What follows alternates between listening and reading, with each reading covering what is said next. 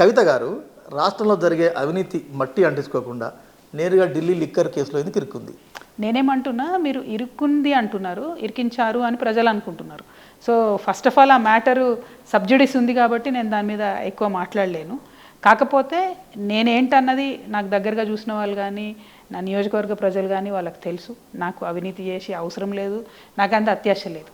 నాకు మంచి ఆకాంక్షలు ఉన్నాయి, ప్రజల కోసం పనిచేయాలి కానీ ఏదో డబ్బు ఉండాలి, మెడ కట్టుకోవాలి మీద అట్లాంటి ఆలోచనలు ఏం లేవు.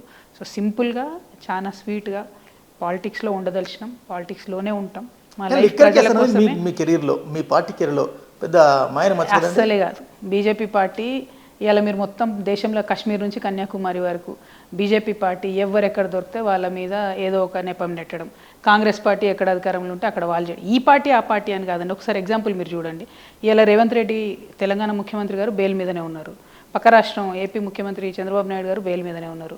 ఇంకో పక్క రాష్ట్రం కర్ణాటక ముఖ్యమంత్రి సిద్ధరామయ్య గారు బెయిల్ మీదనే ఉన్నారు. అక్కడ ఉప ముఖ్యమంత్రి డీకే శివకుమార్ గారు ఆయన బెయిల్ మీదనే ఉన్నాడు. హేమంత్ సోరెన్ బెయిల్ మీదనే ఉన్నాడు. మీరు పై నుంచి కింది వరకు చూస్తే నేను బెయిల్ మీదనే ఉన్నా, సోనియా గాంధీ గారు బెయిల్ మీదనే ఉన్నారు.